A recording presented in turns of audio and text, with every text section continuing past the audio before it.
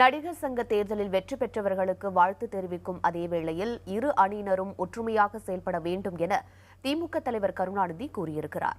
சென்னை கோபாலபுரத்தில் செய்தியாளர்களிடம் பேசிய அவர் இவ்வாறு தெரிவித்தார்.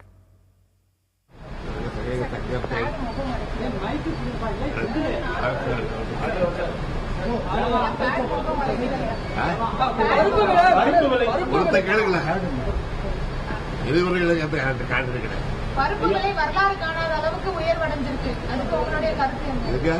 பருப்பு விலை வரலாறு காணாத அளவிற்கு விலை உயர்ந்திருக்கிறது. அதை பற்றி என்ன சொல்லுங்க? பருப்பு விலை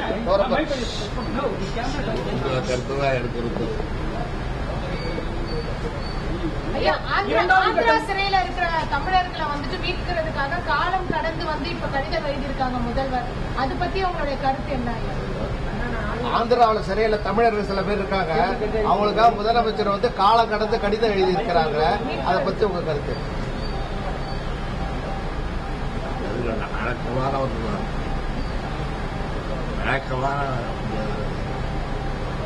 திமுக பொருளாளர் நமக்கு நாம பயணத்தை மேற்கொண்டிருக்காரு. மக்களிடம் என்ன மாதிரி எழுச்சி இருக்கிறது? பொருளாளர் நமக்கு நாம பயணம் நடத்தி இருக்கிறாரு. அதுல மக்களிடம் எப்படிப்பட்ட எழுச்சி ஏற்பட்டு இருக்கிறது?